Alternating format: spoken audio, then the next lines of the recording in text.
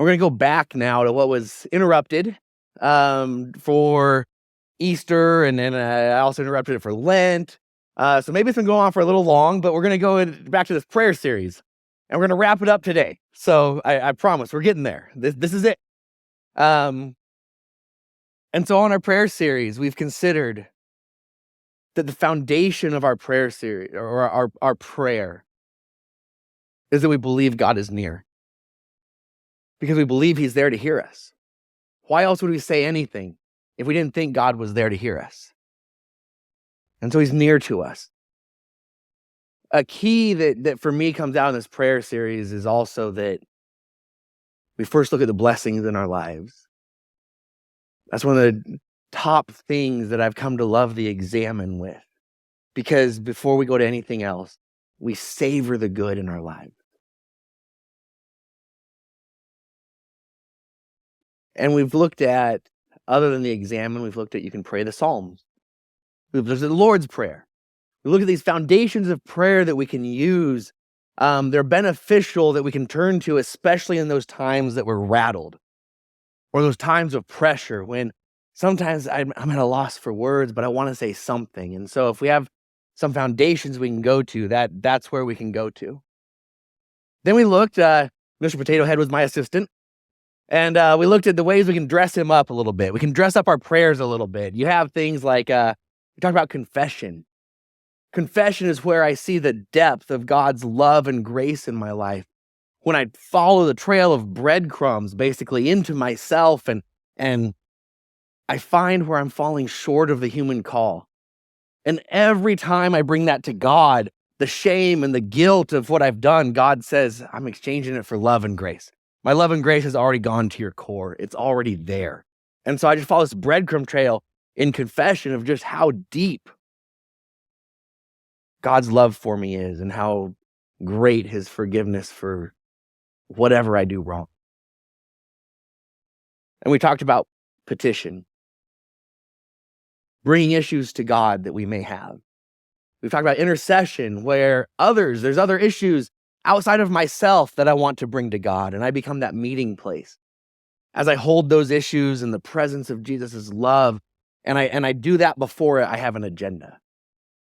I don't just claim something on it before I just bring it to Jesus and lay it at his feet.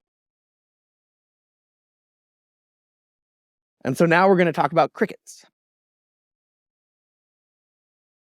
Specifically, what we're going to talk about is when we hear crickets to our prayer.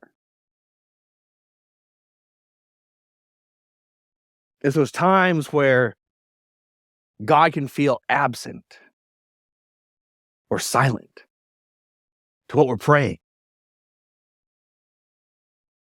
We can talk about the prayer, all kinds of great stuff, and we have done that. And this comes down to that crucial last piece.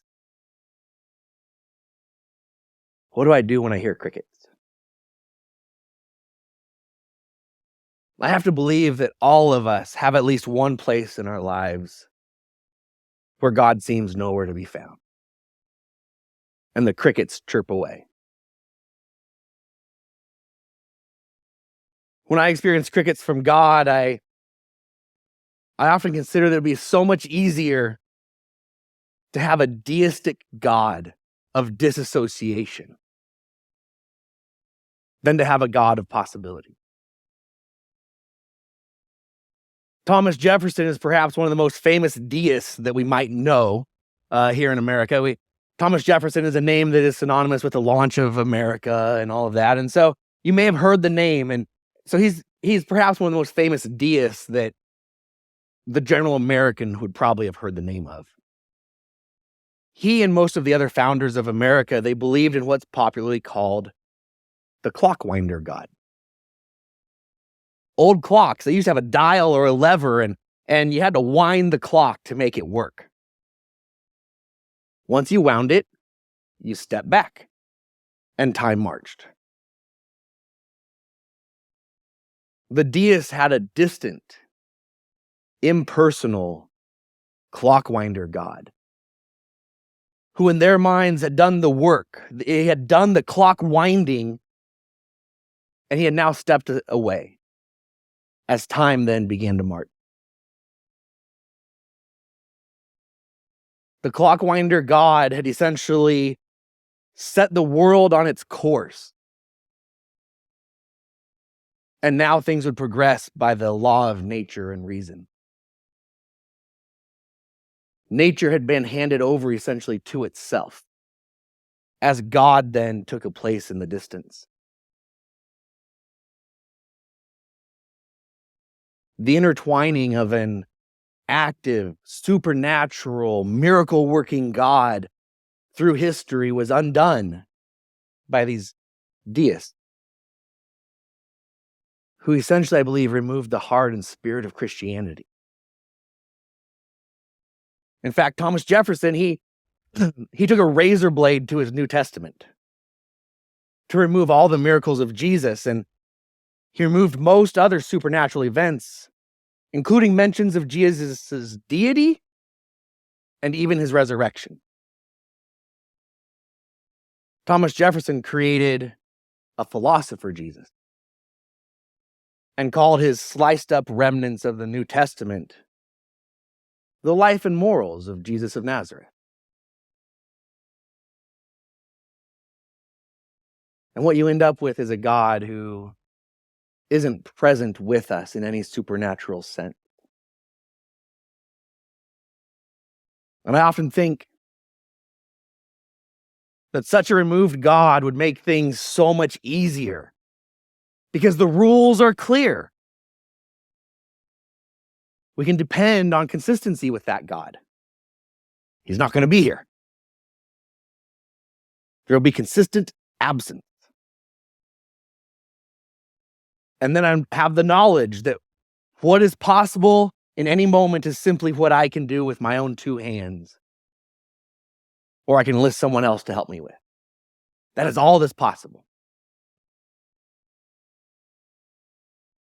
But when I believe that I have an active God through whom all things are possible, crickets can be confounding. Silence can be troubling.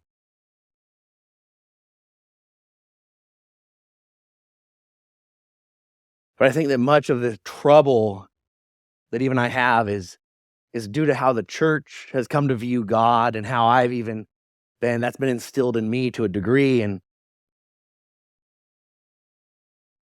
the view kind of is that here I am in the sandbox of the world, and God is there off to the side, the loving father watching his children play. And we look for him to come running anytime I fall down and skin my knee, anytime I get shoved by a bully, or anytime I become devastated because the sandcastle I was building falls over. But when he doesn't come running, we can't figure out why. Especially when he sees us literally being crushed in the sandbox to the point of death, suicide. Being crushed to the point that most of the worst earthly fathers would have already come running. So we struggle with how an earthly father's love would have already pulled them into the sandbox to do something. And yet I'm getting crickets.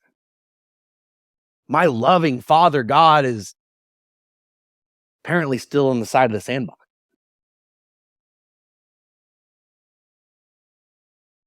And there can become even a sense of an arbitrariness to his intervention moment. I don't know when he'll come into the sandbox and help us out or not. There can become distrust.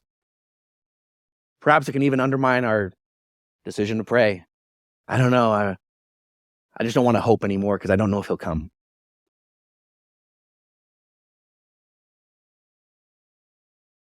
But I don't think that's how things are. I think in order to understand things and to figure out this cricket issue, we need to see things in a different light. We understand that God is existence itself. and therefore is a sustaining source of all life. Colossians 1:17 tells us that the Creator is before all things, and all things are held together in him. What this means is that we don't have a clockwinder God. We don't even have a loving Father who sits on the sidelines of the sandbox, intervening once in a while. Nothing exists except that existence itself, God, lends his existence to it. In other words, nothing can exist apart from God's sustenance. This is why physical creation itself has been called the womb of God, where all that exists must be connected to God's sustainment, like a fetus by an umbilical cord. I've mentioned this idea in the past, and where this brings us is that nothing is here while God is there.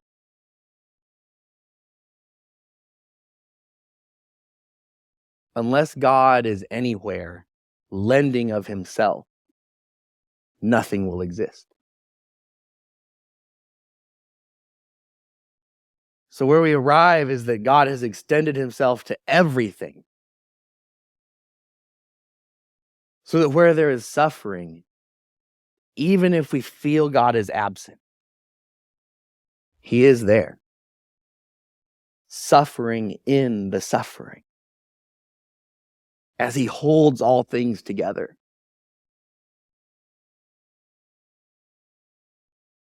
What this makes Jesus is the full exposure of God to us. He's the complete revelation.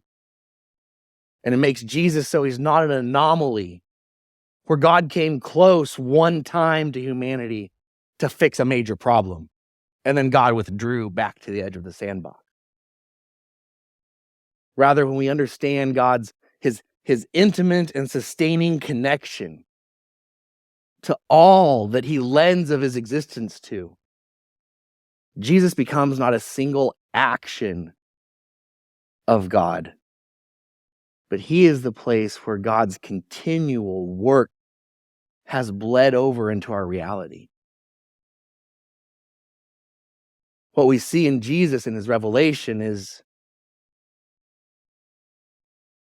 where God has been all along and continues to be with us in all of this, suffering and sustaining.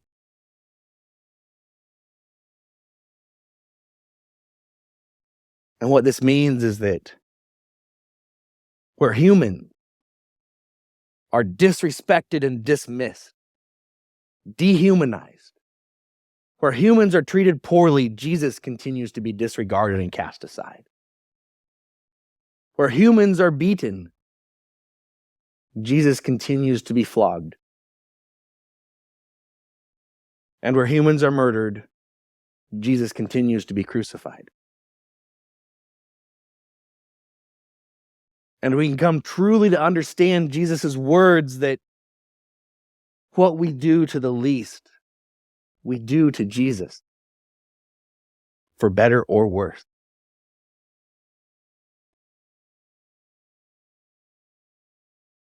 Jesus is the exposure of the intimate connection of God with his creation, and how it's been going all along. God didn't just suffer once. He has endured suffering through time. When Adam and Eve left the garden, God left with them. God traveled with them into their suffering. God said, I'm coming with you.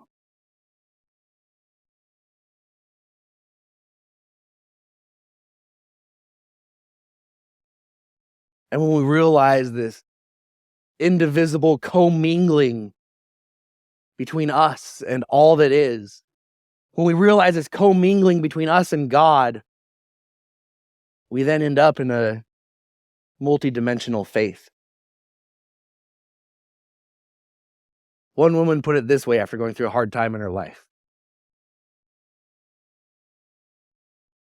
As a young Christian, my faith was built on the resurrection power of Jesus. The God who drew me into the story and led me to this point in the journey was the victorious Savior. But now I got to know the suffering servant and the man of sorrows. The very spiritual life that first bloomed as I danced around God's throne. That spiritual life now kept growing as I, like Thomas, ran my fingers over Jesus' wound. She gets it. She gets that when we connect with the suffering of others, and even when we have our own suffering, the wounds that we feel in others and the wounds that we feel in ourselves, we're feeling the wounds of Jesus.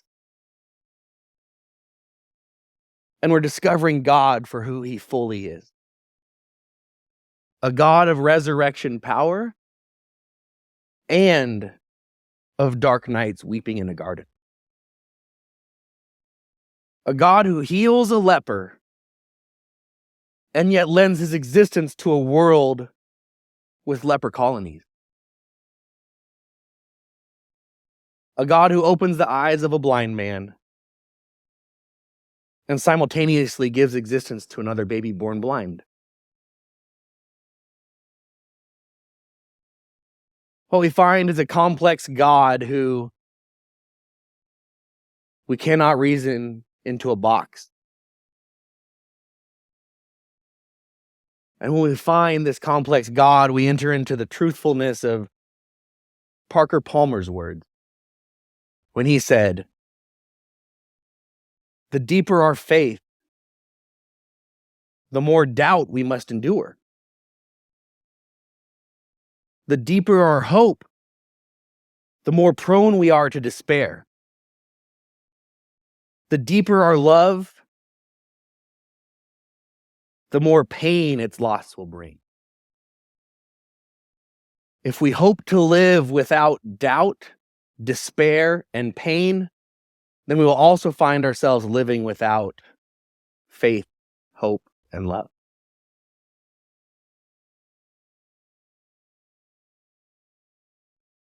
So here we are, closing the series on prayer. And we're facing the ultimate tension. A God of power and a God who suffers. A God of inherent connection and a God who we can't perceive at times. And a God who we pray to and a God who doesn't always seem to answer.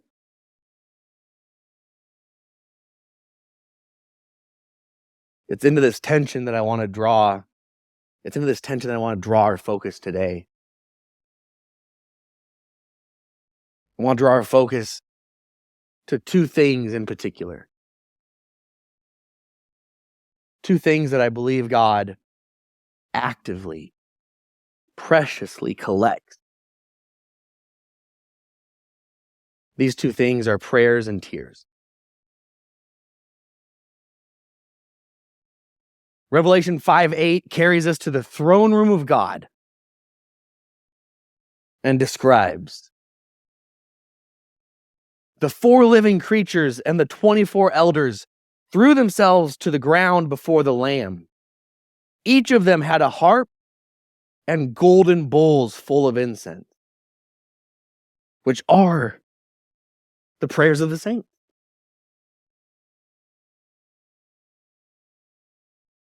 In these bowls, we're shown that God has kept all the prayers. All the prayers we have sent his way have been collected. From the briefest request that I myself quickly forget, to the deepest cry that continues through today from God has treasured each one. And it's kept in these bowls.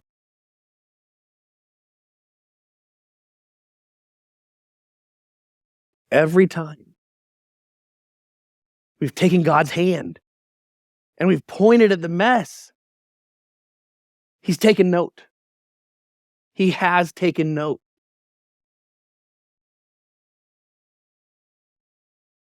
And we're carried forward in Revelation chapter 8, verses 3 through 5, where we read,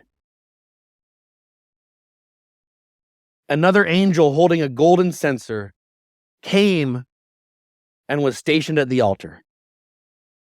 A large amount of incense was given to him to offer up with the prayers of all the saints on the golden altar that is before the throne.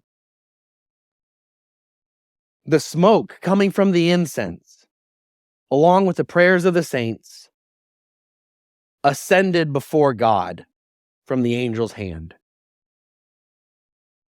Then the angel took the censer, filled it with fire from the altar. This is where the prayers have just been put. And the prayers turn into this fire. And he fills it with fire from the altar and threw it on the earth. And there were crashes of thunder, roaring flashes of lightning, and an earthquake. We find an angel with our prayers still in a golden bowl. And at the proper time, they're mixed with fire. And they're sent to earth to kick off a restored world. There's thunder, lightning, earthquakes. As our prayer work joins with God's power in an ultimate, completing, earth-shaking yes from God. What we find is that when we reach the end of this old age and the new world gets started, every prayer becomes an answered prayer.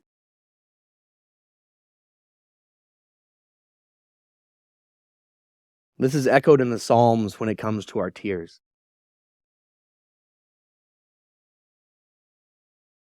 More than anything else, how often are our prayers birthed in tears?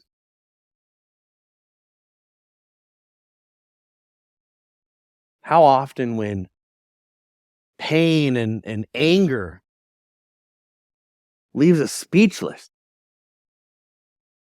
but our silent prayers still roll down our cheeks?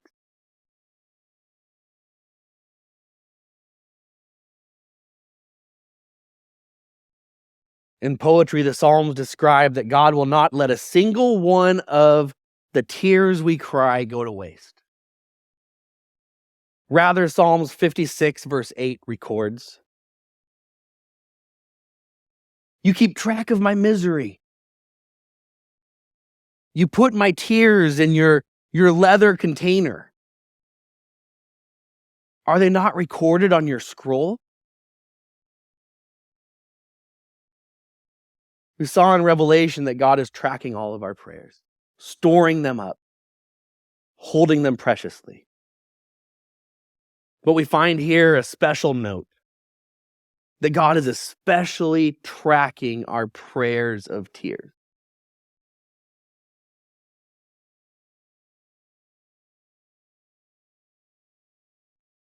We're going to close this series on prayer with a parable of Jesus found in Luke chapter 18, verses 1 through 8.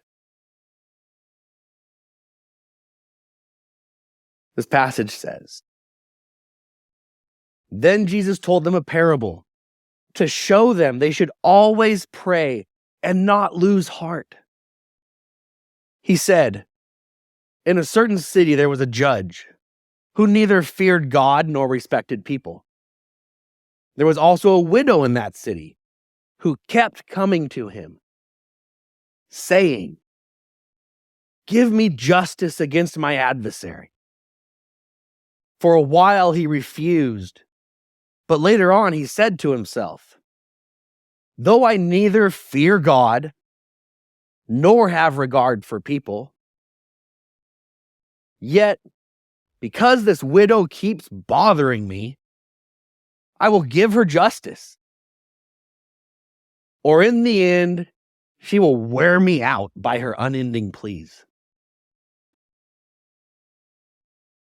And the Lord said, "Listen to what the unrighteous judge says. Won't God give justice to his chosen ones who cry out to him day and night? Will he delay long to help them? I tell you, he will give them justice speedily. Nevertheless, when the Son of Man comes, will he find faith on earth?" Of first note in this parable is we find a widow essentially crying her prayer of tears to an uncaring and evil judge. The widow is living in a time where she is the lowest caste of person. She's in a patriarchal society, already a woman. And now that she's a widow, she's the lowest of women. And as a widow, she is utterly dependent upon the charity of others.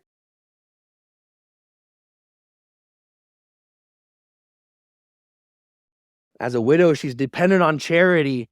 And as a woman, she's seeking justice from the law at a time where no woman could actually testify in court. She's seeking justice from a judge at a time where women couldn't speak to a judge to testify to anything. Jesus chooses these two because the power gap is so great. The distance between these two couldn't be greater. And an answer to the widow's tearful prayers couldn't be any more unlikely. Yet through her persistence, the widow is able to overcome the power gap and overcome the judge's attitude. And she gets her request answered. So, Jesus says, if this story makes sense, then of course a judge is going to be like, this woman needs to leave me alone. Of course I'll answer you. Fine, I'll give you justice. If a widow, the lowest of the low, can overcome such an incredible power gap to get her tears answered, Jesus says, how much more will you, the pinnacle of creation, the bearer of God's image, not so far removed from a just and loving God who collects all your tears, who treasures all your prayer? How much more will you see your tearful prayers answered?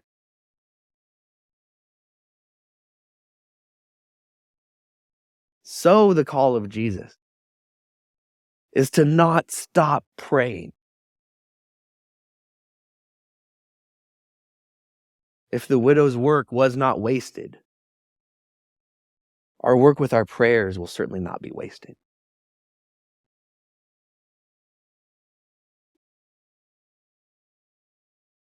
And we end here with Jesus' final question in this parable.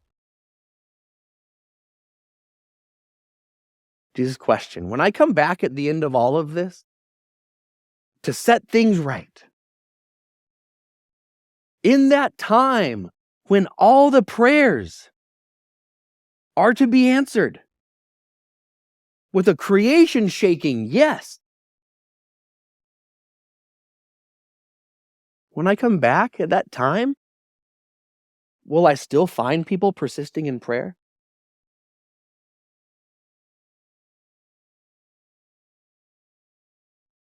Caught in this world and all that it entails, we can grow impatient. We can be crushed by our disappointment in the now. When we just feel absence and crickets.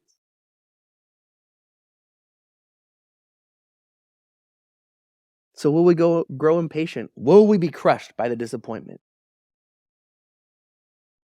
Will we have our prayers silenced? And will we have our tears dry up? Or will we defiantly choose trust? Choosing to embrace the mystery that confounds the world that's focused on worldly, earthly demonstrations of strength and power. Will we embrace the mystery of a God who is found experiencing joy and pain, experiencing health and sickness, who is love expressing and hate absorbing? A God who sustains life through it all and experiences all, the good and the bad.